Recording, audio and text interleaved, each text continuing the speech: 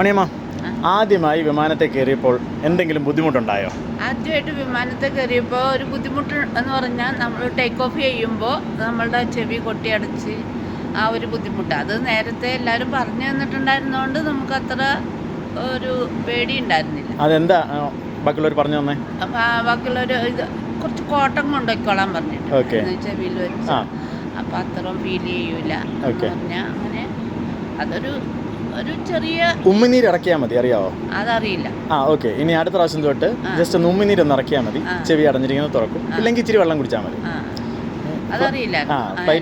Cotton വെക്കാൻ പറഞ്ഞ അങ്ങനെ കോട്ടൺ വെച്ചിട്ടുണ്ടായിരുന്നു. ഇത്രയേ ഉള്ളൂ. അതാ ഒരു ചെറിയ ഒരു നമുക്ക് എപ്പം ബുദ്ധിമുട്ടുണ്ടായാലും, ചെവി അടയുന്ന ബുദ്ധിമുട്ടുണ്ടായാലും ഉമ്മിനീര് ഇറക്കിയാൽ മതി. ഇല്ലെങ്കിൽ ക്യാബിൻ ക്രൂവിൻ്റെ അടുത്ത് ഇത്തിരി വെള്ളം ചോദിച്ചാൽ മതി, വെള്ളം തരും. ഇപ്പൊ ഇങ്ങോട്ട് വന്നപ്പോഴും ഈ ചുരം കയറിയപ്പോഴും ഇതുണ്ടായിരുന്നു. അതെ അതെ. എങ്ങനെയുണ്ട് സപ്താർ റിസോർട്ട്? അയ്യോ, അവരോട് എത്ര നന്ദി പറഞ്ഞാലും മതിയാവില്ല. ഇത്ര ഫെസിലിറ്റീസ് ഉള്ള ഒരു ഞാൻ വലിയ ഹോട്ടലിലൊക്കെ താമസിച്ചിട്ടുണ്ട്. ആംബിയൻസ് എന്താന്ന് വെച്ചാൽ ഇത്ര ഏരിയ ഉണ്ടല്ലോ, 5 ഏക്കറുണ്ട്. അതാണ് അത്രയും വലിയൊരു റിസോർട്ട് നമുക്ക് തന്നതിന് അവർക്ക് എത്ര നന്ദി പറഞ്ഞാലും നമുക്ക്